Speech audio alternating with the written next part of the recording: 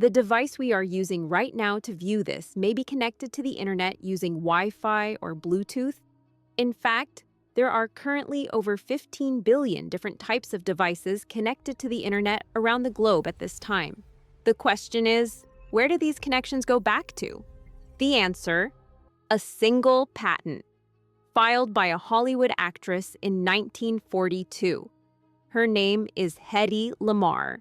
She was once referred to as the most beautiful woman in the world. But there was so much more to her than fame and beauty. She had a creative genius that would change the world, and she was never compensated for it. Hedy escaped from a Nazi arms dealer who was also her husband. She invented technology that is currently used to power cell phones. And she passed away a forgotten relic, just as many companies and billions of dollars were made through the use of her ideas. She is Hollywood's forgotten genius. Born in Vienna in 1914, Hedwig Eva Maria Kiesler quickly rose through the film industry and became one of Europe's top stars by 18 years of age, when she became known for having one of the first nude scenes in film history. In 1933, Hedy made a grave mistake when she married one of the wealthiest men in Austria, Friedrich Mondl, who sold arms to Mussolini and Hitler.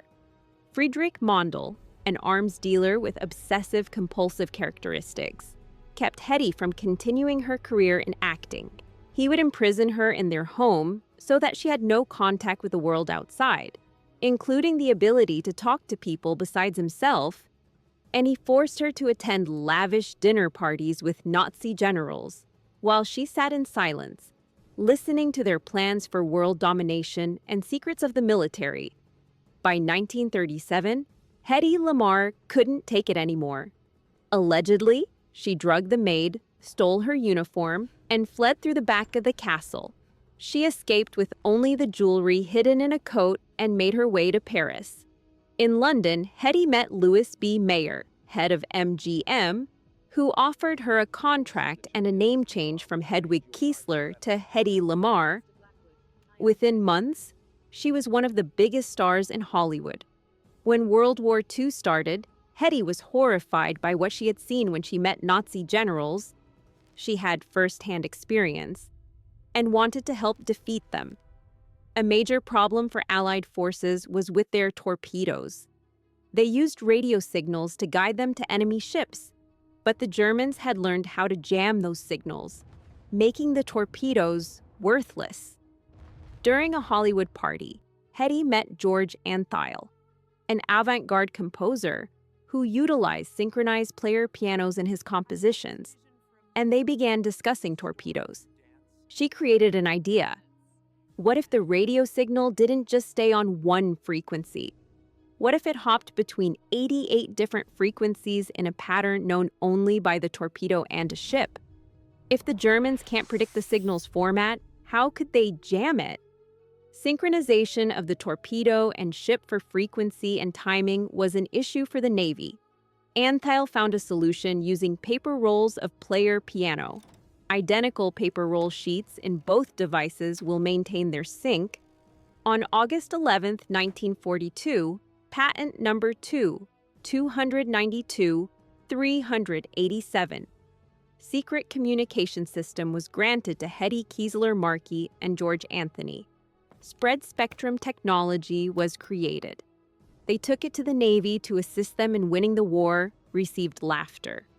The Navy said that it was too bulky, too complicated and impractical, and that they would not allow the patent. Then they insulted Hedy by telling her that if she truly wanted to help, that she should use her celebrity status to raise war bonds. No need for brain or mind, just face. Hedy filled her patent and returned to acting. The patent quietly expired in 1959. She never received a single dollar from it. But there's a twist. After the patent expired in 1962, the U.S. Navy secretly used frequency hopping technology in ships during the Cuban Missile Crisis without Hedy ever knowing. They also never paid her for it either. In the ensuing decades, Hedy's invention formed the backbone of wireless communications today, namely CDMA, Wi-Fi, Bluetooth, GPS, all of which are based on spread spectrum technologies. Companies like Qualcomm, Intel, and Apple have built billion-dollar companies using technology that can be traced directly back to Hedy Lamarr's U.S. patent number 2,292,387. Yet Hedy received nothing. By the 1960s, Hedy was no longer acting and had become something of a recluse, living mostly alone in her Florida home. After undergoing failed plastic surgery, she found herself arrested for shoplifting. The world forgot the beautiful actress and had no idea that Hedy Lamarr had created such an ingenious and innovative piece of technology. In 1997, 55 years after the original patent was issued, and when she was 83 years old, Hedy received the Pioneer Award from the Electronic Frontier Foundation for her achievements in inventing frequency-hopping spread spectrum communications. When they called to inform her that she had been awarded, it is reported that Hedy said, "It's about time." Hedy Lamarr passed away on January 19, 2000, at the age of 85 years. She was cremated, and her ashes were spread in the woods of Vienna, her native Austria, very far away from her life as an actress in Hollywood, very far away from the technologies that embodied her innovative creativity. Today, there are over 15 billion devices that are connected to the internet wirelessly using Wi-Fi or Bluetooth. You likely have one of these wireless devices in your possession right now. Every time you connect to the internet using a wireless connection, every time you connect a pair of wireless Bluetooth headphones to your phone, every time the GPS on your phone or car gives you directions home, you are experiencing the results of a technology invented by a Hollywood actress in 1942. Hedy Lamarr once said, "Any girl can be glamorous. All you have to do is stand there and look stupid." However, she was never thought of as looking stupid or glamorous.